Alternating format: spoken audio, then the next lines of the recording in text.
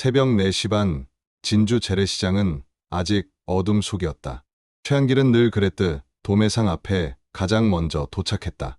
50년 넘은 국밥집 한길상의 2대 사장. 그의 손은 돼지뼈를 고르는 동안에도 흔들림이 없었다. 가게 문을 열고 들어서자 오른편 벽에 매달린 낡은 노쇠, 종이 눈에 들어왔다.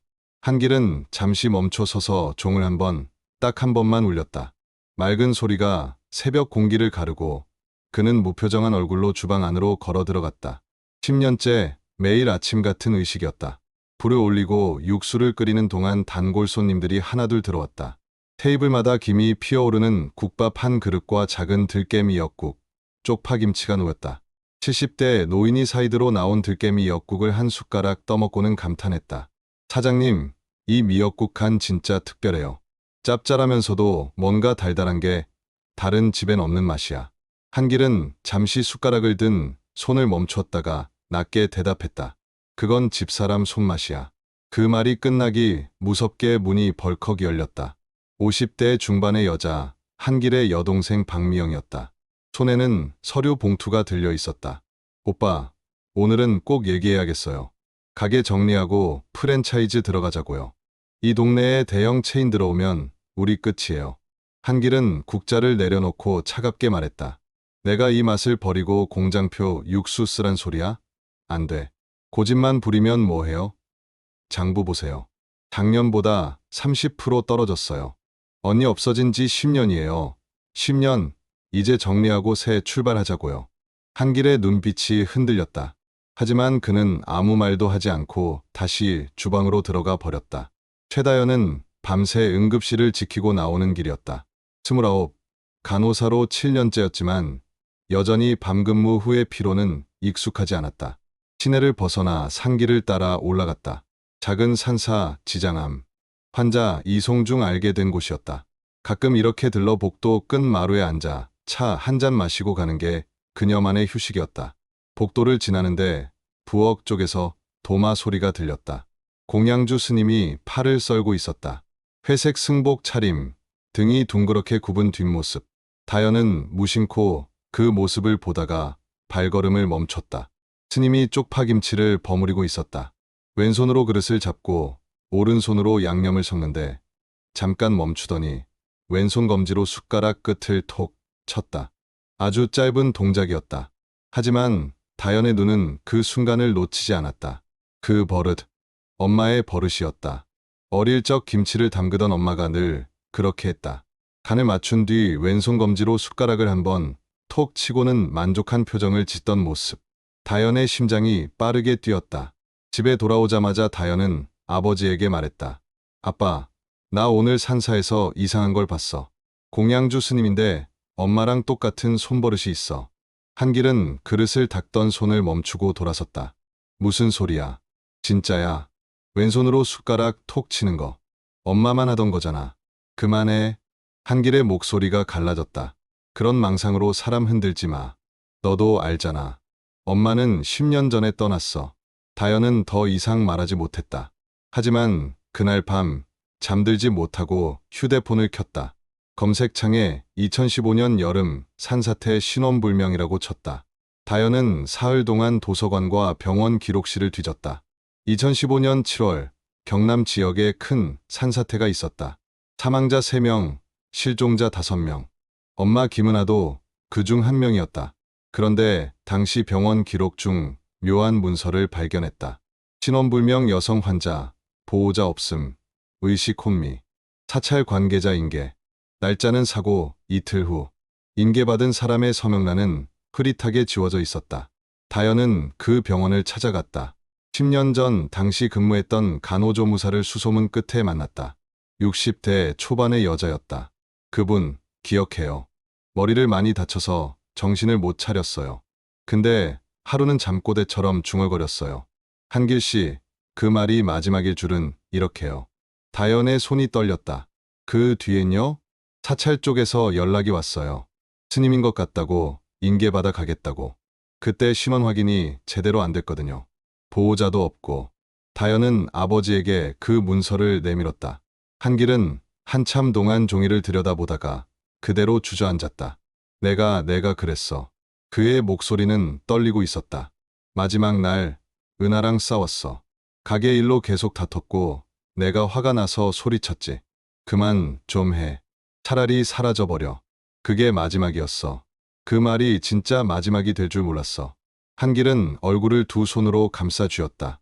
10년 동안 가슴 깊이 눌러둔 죄책감이 터져 나왔다. 다음 날 아침, 한길과 다현은 지장암으로 향했다. 행자 도윤이 마당을 쓸다가 두 사람을 맞았다. 공양주 스님을 뵙고 싶습니다. 한길의 목소리는 단호했다. 잠시 후 공양간에서 담월 스님이 나왔다. 50대 후반, 짧은 머리에 주름이 깊은 얼굴. 하지만 그 눈은 다현이 기억하는 엄마의 눈과 닮아 있었다. 무슨 일로 오셨습니까? 담월의 목소리는 조용했다. 한길은 한 발짝 다가섰다. 당신 김은아 맞습니까? 담월은 표정을 바꾸지 않았다. 저는 담월입니다. 이름을 버린 지 오래입니다. 거짓말 마세요. 증거가 있어요. 다현이 병원 기록을 내밀었다. 담월은 그것을 보지도 않고 고개를 저었다. 중생에게 이름은 때로 짐입니다. 제 과거는 이미 내려놓았습니다. 한길은 이를 악물고 말했다. 그럼 한 가지만 확인하게 해주십시오. 공양을 한 번만 대접해주세요. 담월이 잠시 망설이다가 고개를 끄덕였다. 30분 뒤 소박한 상이 차려졌다. 밥 한 그릇, 들깨미 엿국, 쪽파김치. 한길은 떨리는 손으로 들깨미 엿국을 한 숟가락 떠서 입에 넣었다. 그리고 멈췄다. 소금 말고 조선간장 2방울. 그리고 들깨 볶을 때 참기름 반 스푼 먼저. 한길의 목소리가 갈라졌다. 이건 은하만 하던 방식이야. 아무도 모르는 거였어. 담월의 손이 미세하게 떨렸다. 하지만 그녀는 자리에서 일어나며 말했다. 손맛은 배워서 닮을 수도 있습니다. 송구하지만 물러나 주십시오. 한길은 그 자리에 무릎을 꿇었다. 제발 한 번만 대답해 주세요. 당신이 은하 맞습니까? 담월은 돌아서서 천천히 걸어갔다. 그녀의 등이 떨리고 있었다. 다음 날 박미영이 서류 가방을 들고 가게로 들이닥쳤다. 오빠, 이거 보세요.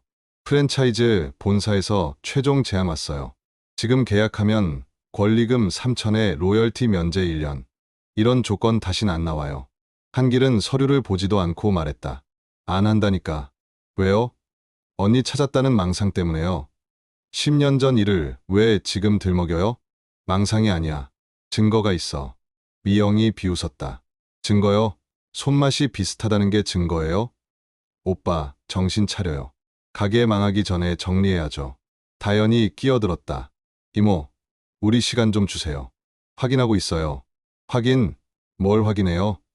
나도 조카 생각해서 하는 말이야. 이 가게 넘어가면 자네도 밥벌이 한 가닥 생기는 거잖아. 한길이 자리에서 벌떡 일어났다. 그만해. 내 죄는 내가 정리한다. 너는 신경 끄고 있어. 미영은 서류를 탁자에 내던지고 나가 버렸다. 한길은 한동안 멍하니 앉아 있다가 가게 문을 닫고 다시 지장암으로 향했다. 산사 입구에서 행자 도윤이 기다리고 있었다. 담월 스님께서 요즘 밤마다 오십니다. 도윤이 조용히 말했다. 말씀은 안 하시지만 뭔가 무거운 짐을 지고 계신 것 같습니다. 한길은 아무 대답 없이 암자 쪽으로 걸어갔다. 도윤이 그의 뒤를 따라오며 낡은 수건 하나를 건넸다. 이거 담월 스님이 처음 이곳에 오셨을 때 가지고 계셨던 겁니다. 수건 한쪽 구석에 작은 자수가 놓여 있었다. 담월달을 담아 어둠을 걷는다. 한길은 그 글씨를 보며 눈물을 삼켰다. 은하의 필체였다. 그날 저녁 첫눈이 내렸다. 지장암 마당에 하얀 눈이 소복이 쌓이고 한길은 공양간 처마 밑에 서 있었다. 담월이 천천히 걸어 나왔다. 두 사람은 한동안 말없이 눈을 바라보았다. 한길이 먼저 입을 열었다. 내가 말로 널 밀어냈어. 미안해. 그때 정말 미안했어. 근데 손맛은 날 배신하지 않더라. 매일 그 맛을 데우면서 내가 돌아온다고 믿었어. 담월의 눈가에 눈물이 맺혔다. 저도 기억이 돌아왔을 때 그 말이 떠올라서 돌아갈 수가 없었어요. 당신이 원하지 않는다고 생각했어요. 그래서 이곳에서 밥을 했어요. 말은 버리고 밥으로 사과하려고 했어요. 한길이 한 걸음 다가섰다. 사과는 내가 해야 할 말이야. 10년을 혼자 보냈구나. 눈은 계속 내렸다. 어디선가 낡은 종소리가 들렸다. 바람에 흔들려 스르르 울리는 소리. 다멀은 고개를 저었다. 아직은 돌아갈 수 없어요. 제 아내 죄 아직 덜 씻겼어요. 무슨 죄를 지었다고 그래? 당신을 원망했던 죄요. 사고 직후 기억이 돌아왔을 때 얼마나 원망했는지 몰라요. 그 마음을 버리는데 10년이 걸렸어요. 한길은 그녀의 손을 잡았다. 그럼 내 손을 잡고 같이 짊어지자. 혼자 지지 마. 다멀은 울먹이며 고개를 끄덕였다. 하지만 그날 밤 그녀는 암자로 돌아갔다. 일주일 후 한길은 가슴 통증을 느꼈다. 협심증 진단을 받았고 다연은 급히 아버지를 병원으로 데려갔다. 하지만 한길은 입원을 거부하고 집으로 돌아왔다. 한 번만 더 제대로 된 상을 차리고 싶다. 다연은 눈물을 참으며 고개를 끄덕였다. 다음 날 다연은 소박한 상을 준비해 지장암으로 가져갔다. 들깨미 엿국, 국밥 한 그릇, 쪽파김치. 엄마의 손맛 그대로. 다멀과 한길, 그리고 다연. 세 사람이 작은 방에서 같은 상을 마주했다. 말없이 숟가락을 들고 밥을 먹었다. 10년 만에 다시 모인 가족의 밥상. 한길이 숟가락을 내려놓고 말했다. 이제야 진짜 집밥 먹는 것 같네. 다멀이 조용히 웃었다. 다연은 두 사람의 손을 꼭 잡았다.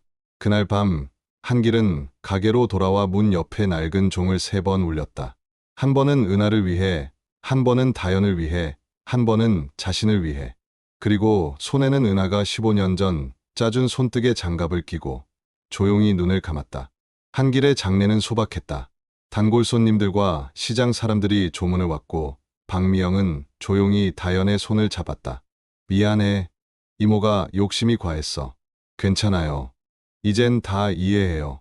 다멀은 상복 대신 승복을 입고 장례식장 한쪽에 서 있었다. 사람들은 그녀가 누군지 물었지만 다연은 그저 아버지의 오랜 친구라고만 했다. 장례를 치른 뒤 다연과 다멀은 가게를 다시 열기로 했다. 간판 아래 작은 팻말을 새로 달았다. 다멀상 명복을 비는 밥. 손님들은 여전히 들깨미 엿국의 특별한 간을 칭찬했고 다연은 엄마의 손길을 배워가며 주방을 지켰다. 다멀은 매일 새벽 시장에 나가 재료를 골랐고 오후가 되면 암자로 돌아갔다. 어느 날 저녁 가게 문을 닫고 다연이 물었다. 엄마 이름 이제 불러도 될까요? 다멀은 잠시 망설이다가 고개를 끄덕였다. 그래. 오늘부터 다시 불러다오. 문 옆에 낡은 종이 바람에 흔들리며 맑게 울렸다. 10년 전 2015년 여름과 2025년 겨울이 그 소리 속에서 겹쳐졌다. 다멀은 종을 바라보며 미소 지었다. 이제 그 소리는 기다림이 아니라 돌아옴의 신호였다.